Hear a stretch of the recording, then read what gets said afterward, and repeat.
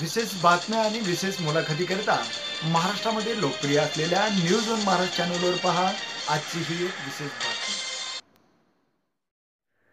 माजी राज्यमंत्री तथा विद्यमान आमदार सुरेश अण्णा धस यांच्या नेतृत्वाची बरोबरी कोणीही करू शकत नाही।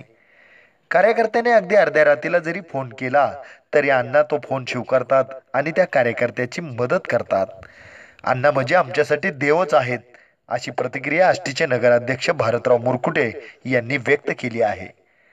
आपल्या वेगळ्याच कार्यशैलीमुळे महाराष्ट्राच्या राजकारणात नेहमीच चर्चेत असणाऱ्या आमदार सुरेश अण्णा धस यांच्या बाबतीत आणखी काय बोलले आष्टीचे नगराध्यक्ष, पहा या मुलाखतीमध्ये सविस्तरपणे न्यूज वन महाराष्ट्र चॅनलवर।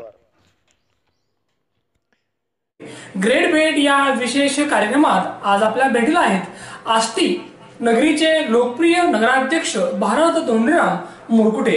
भारत धोंडीराम मुरकुटे यांच्याबद्दल एक विशेष माहिती अशी की ते सांगतायत की नगराध्यक्ष या पदापेक्षा सुद्धा मी माजी राज्यमंत्री आणि विद्यमान आमदार सुरेश अण्णा धस साहेब यांचा कार्यकर्ता आहे। अगदी पहिल्यापासूनच या ठिकाणी या व्यक्तीने अण्णावर भरभरून प्रेम केलं आहे। ते सांगतायत की मला जी काही राजकारणामध्ये जी संधी भेटली आहे ती केवळ आणि केवळ फक्त सुरेश अण्णा धस यांच्यामुळेच, आणि म्हणूनच या ठिकाणी अण्णांच्या मार्गदर्शनाखाली मी या नगरीमध्ये काम करत आहे आणि पुढेही करत राहणार आहे। कारण माझ्या नजरेने किंवा माझ्या दृष्टीने माझं सर्वस्व म्हणजे सुरेश अण्णा धस आहेत। अगदी सुरुवातीचा काळ जर बघितला आपण तर भारत मुरकुटे हे सुरुवातीला राजकारणात कसे आले किंवा काय यावंसं वाटलं की या नगरीमध्ये त्यांनी आर्यन्स ग्रुपची स्थापना केली आणि त्या ग्रुपचे ते अध्यक्ष होते।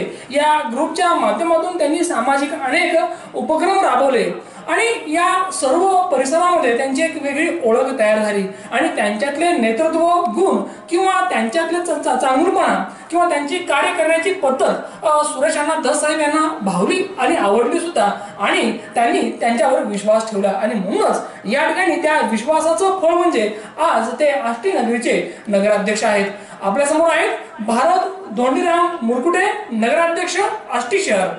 भारतजी, ग्रेट भेट या विशेष कार्यक्रमात तुमचं स्वागत। आज आपण या आष्टी नगरीचे नगराध्यक्ष आहात आणि त्याही पेक्षा महत्त्वाचं म्हणजे आपण सुरेश अण्णा धस साहेबांचे कार्यकर्ते आहात, तर तुमचं या ठिकाणी स्वागत।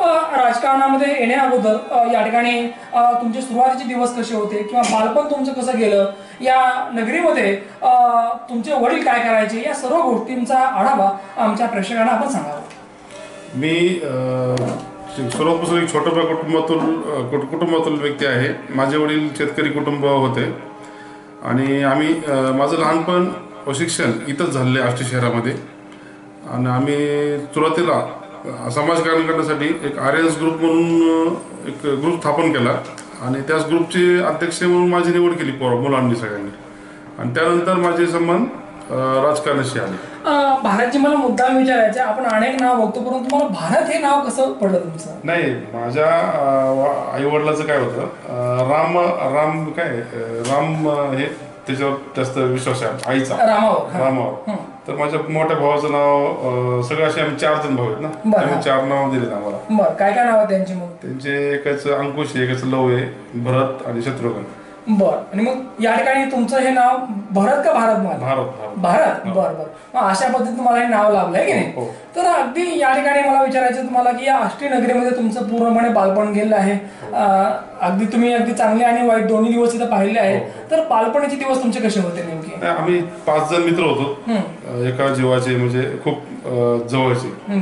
त्यामित्र मी, माझा मित्र शार्दूल, गणेश, अमोल, अशोक, नितीन, असे आम्ही 4-5 मित्र होतो।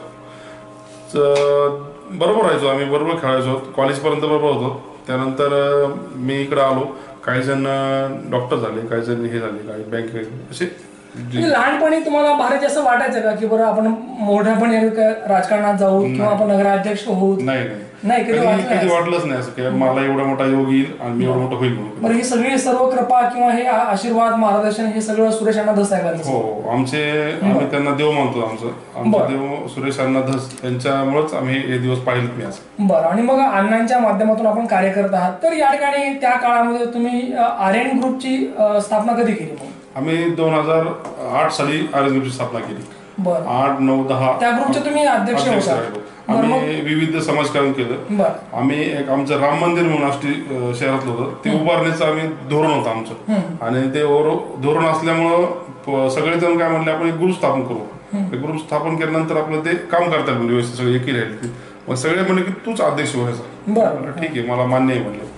त्यानंतर आम्ही ते श्रमदान करून हाताने भिंती वगैरे बांधल्या, लोकांकडून सिमेंट, कुणाकडून वाळू असे गोळा करून भिंती वगैरे बांधल्या. नंतर 2012 साली साहेब आमचे म्हणले की ग्रामपंचायत उभा राहायचे म्हणजे तुला. मी म्हणलं ते विचारलं सगळ्यांना, तर ते म्हणलं ठीक आहे, खूप मोठी संधी दिली म्हणले आपल्याला अण्णांनी, तर त्याचं आपलं सोनच करायचंय. तर आम्ही त्यावेळेस एकीकडे मुलं सगळे जुने नेते इकडे झाले, सगळ्यांना ते मान्य झालं नाही. जुन्या लोकांना ते म्हणजे हे नवीन आहे, ह्याला कशाला चान्स द्यायचा, कुठून आणायचा, काय आणायचं. आणि नंतर मग आम्ही तरी डेअरिंग केली, उभा राहिलो आणि निवडून गेलो ते. आमच्या मुलांनी आणि मी एवढे अण्णांचं एवढं हे गेलं, स्वतः अण्णांनी माझ्या बाबतीत लक्ष घातलं इतके छोट्या इलेक्शनला, आणि मला निवडून आणलं अण्णांनी. ते मी 500-700च्या लीड. ग्रामपंचायत सदस्य ते नगराध्यक्ष हा आपला प्रवास आहे, तर या प्रवासाबद्दल सांगा. खऱ्या अर्थानं अगदी स्वप्नवत वाटणारा प्रवास आहे, परंतु अण्णांच्या मार्गदर्शनामुळे, अण्णांमुळे तुम्हाला हा प्रवास पूर्ण करता आला.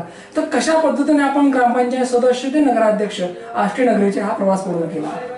मी ग्रामपंचायत सदस्य झालो त्यावेळेस अण्णांना म्हणलं की मला उपसरपंच करा. त्यावेळेस उपसरपंच करा. अण्णा म्हणजे नाही, तुला नाही आता करणार. मी म्हणलं ठीक आहे अण्णा, आमचं कसं मी नाही करणं विषय नाही. तर नंतर अण्णा म्हणले तुला काहीतरी द्यायचं, म्हणजे मला मोठं द्यायचं. मी ज्यावेळेस माझ्या मनात येईल त्यावेळेस तुला देणार म्हणले. मी म्हणलं अण्णा, मला तुमच्यावर भरोसा आहे, तुम्ही जे करताल ते मला मान्य आहे, आणि तुम्ही मला देणार म्हणजे मला माहिती नाही म्हटले. आणि त्याच्यामुळे अण्णांनी एक दिवशी मला नंतर आम्हाला 2015 मध्ये नगरपंचायतीची निवडणूक लागली. त्यानंतर मी फॉर्म भरला, तर अण्णांनी खूप मदत केली. आमची आई वाढली त्यावेळेस, इलेक्शन चालू असताना मी तर घरीच बसलो. अण्णांनीच इलेक्शन केलं, निवडून मी आणलं. आणि त्यानंतर पहिल्या टर्मला नवाब भाई म्हणून अध्यक्ष झाले, नंतर रंगाना झाले त्या 2.5 वर्षात पहिल्या, आणि पुढच्या 2.5 वर्षात मला केलं. भारतजी, या ठिकाणी तुमचं कुटुंब म्हणजे अगदी आदर्श रामायणासारखं आहे. मला विचारायचं की आज तुम्ही या नगरीचे नगराध्यक्ष आहात, तर या घटकेला, या प्रसंगाला तुमची आई नाही काय खंत वाटते? हो, माझ्या आई वडील दोघंही नाही, त्यांची मला खूप आठवण येते. कारण आज मी शहराचा अध्यक्ष झालो, ते अध्यक्षपद बघायला माझे वडील असते तर मला खूप आनंद वाटला असता. बरं, निश्चितपणे वडील आणि आई दोघंही नाही आहे की नाही, खंत वाटते हे की नाही. बरं, या ठिकाणी आता आपण नगराध्यक्ष आहात, तर या नगरीवर आपलं जीवापाड प्रेम आहे, आणि अण्णांचे हात कसे बळकट होतील यासाठी आपलं चांगलं कार्य सुरू आहे. तर नेमकं आपण या नगरीमध्ये काय कार्य करत आहात? ह्या नगरीमध्ये आम्ही शहराला पाणी भरपूर देतो. यात इतका मोठा दुष्काळ आहे तरी पण 4 ते 5 दिवसाला नळवाटे पाणी देतो सगळ्यांना. टँकर बाहेर आणतो, स्वतः टँकर बघतो आम्ही. टँकरचा घोडा होतो, स्वतः फिटर घेऊन जाणे, फिट करणे, घेऊन येणे, ते सगळं करून शहराला पाणी देतो. शहरात विविध ठिकाणी रस्त्याचे काम चालू आहेत. खूप मोठे रस्ते, गल्ली बोळाने असे कॉन्क्रीटचे रस्ते, ब्लॉकचे रस्ते खूप मोठे केलेत आम्ही, चालू मी कामात. आणि काळे मस्जिदला आम्ही जवळजवळ कंपाऊंड केले खूप मोठं, मंदिर बांधले. भारतजी, या ठिकाणी तुमच्या मार्गदर्शनाखाली किंवा तुमच्या नेतृत्वाखाली आणि अण्णामुळे या ठिकाणी या नगरीमध्ये प्रचंड कामे सुरू आहेत. रस्ते असतील किंवा आणखी या ठिकाणी सामाजिक मंदिरं असतील, आहे की नाही, सर्वच अगदी कामं सुरू आहेत. एक तुमचं वेगळं नाव, तुमचा ठसा या ठिकाणी या नगरीमध्ये उमटलेला आहे. सुरेश अण्णा धस साहेब यांच्या मार्गदर्शनाखाली आपण चांगलं कार्य करतात. तर नेमकं या ठिकाणी राजकारणाबरोबर आपलं सामाजिक कार्य काय? नेमकं सामाजिक कार्य आपण काय करतो? सामाजिक कार्य म्हणजे लोकांना सुखादुखात उभं राहणे, कोणाचा दवाखाना पाहणे, कोणाचं लग्न वगैरे असेल ते कमी असेल काय असेल ते आम्ही सगळं मिटवतो. आमची बहीण पण आहे संगीताताई, ते सगळं पाहते, समाजाचं काम पाहते आमचं. बरं, याच्या माध्यमातून आपलं सामाजिक कार्य सुरू आहे. या ठिकाणी मुद्दामून आवर्जून उल्लेख करावा असं वाटतो की भारत धोंडीराम मुरकुटे नगराध्यक्ष आष्टी, ते यांचं जे सामाजिक कार्य आहे ते खूप उल्लेखनीय आहे. या नगरीवर अगदी जीवापाड प्रेम करणारे सुरेश अण्णा धस साहेब यांच्या मार्गदर्शनाखाली ते कार्य करतायत. या गावातील कुठल्याही व्यक्तीचं कुठलंही काम असेल, अगदी 24 तास जी व्यक्ती उपलब्ध असते ती व्यक्ती म्हणजे भारत धोंडीराम मुरकुटे. भारतजी, मला आणखी विचारायचं तुम्हाला, ज्या नगरीचं आपण नगराध्यक्षपद भूषवलेलं आहे, चांगलं कार्य सुरू आहे, तर या आष्टी शहराचं काय वैशिष्ट्य आहे? आष्टी शहराचं वैशिष्ट्य म्हणजे सगळ्यात मोठं वैशिष्ट्य अण्णा आहेत आमच्याकडे. सुरेश अण्णा धस साहेबांचं गाव आहे की नाही? बरं, आणखी सुरेश अण्णाचं नाव खूप मोठे आणि ते आमच्या शहराचे आहेत, त्याचा आम्हाला अभिमान आहे सार्थ. आष्टी आणि सुरेश अण्णा धस साहेब हे अगदी समीकरण बनलं आहे की नाही. आष्टीचे अजून वैशिष्ट्य म्हणजे आष्टीत महादेव मंदिर असेल, पिंपळेश्वर देवस्थान, दर्गा असेल, अजून शहर खूप आमचं चांगलं आहे आणि शहरात कधीही वाद होत नाहीत. एक शांततामय, हो, शांततामय शहर आहे. इथं जातीवाद नाहीये, कोणचा धर्मवाद नाहीये, काही नाहीये. सगळी माणसं गुन्हेगार एका कुटुंबासारखे राहतात. बरं, पुढील काळामध्ये एक नगराध्यक्ष या नात्याने काय कार्य करायचं आपल्याला? पुढील काळामध्ये आता ते आता झालं, ज्या काही योजना असेल त्या राबवायच्या. शेवटचा मुद्दा असा आहे की माजी राज्यमंत्री त्याचबरोबर विद्यमान लोकप्रिय आमदार सुरेश अण्णा धस साहेब यांचे आपण कार्यकर्ते आहात, निकटवर्ती आहात, नव्हे धस कुटुंबाचे आपण सदस्य आहात. तर सुरेश अण्णा धस साहेब यांच्या कार्याबद्दल, नेतृत्वाबद्दल, अण्णाबद्दल काय वाटतं नेमकं? अण्णाबद्दल मला ते पहिल्यांदा खूप मोठा गर्व वाटतो. त्यानंतर आष्टी शहरामध्ये जर काही अडचण आली, लोकांना जर काही प्रॉब्लेम आला तर लोक आम्हाला फोन नाही करत, डायरेक्ट अण्णाला फोन करतात. अण्णा माझा असाचा प्रॉब्लेम झाला. रात्री 12 वाजू, 1 वाजू, सकाळी 6 वाजू लोक विचार करत नाहीत की अण्णा झोपले असतील, उठले असतील, त्यांना फोन कसा करायचा, तरी लोक विचार नाही करतात. अण्णा ते फोन घेतात, रिसीव करतात आणि त्याचं उत्तर लगेच म्हणजे ज्या त्या नगरसेवकाला किंवा नगराध्यक्षाला सांगतात की बाबा इथं जातो, एवढं काम करून टाकते, असं प्रॉब्लेम झाला, तसं प्रॉब्लेम झाला. लोकांच्या खूप म्हणजे अडीअडचणीला 24 तास अण्णा हजर असतात आमची. अण्णा म्हणजे खऱ्या अर्थाने एक बुलंद असं व्यक्ती. हो हो. अण्णा मुंबईत जर असले ना तरी फोन जर रिसीव्ह करता आला नाही कोणाचा तर रात्री त्याला वापस फोन करतात की काय प्रॉब्लेम होता, काय झालं, काय नाही विचार. इतकं लक्ष अण्णांचं आहे. हो.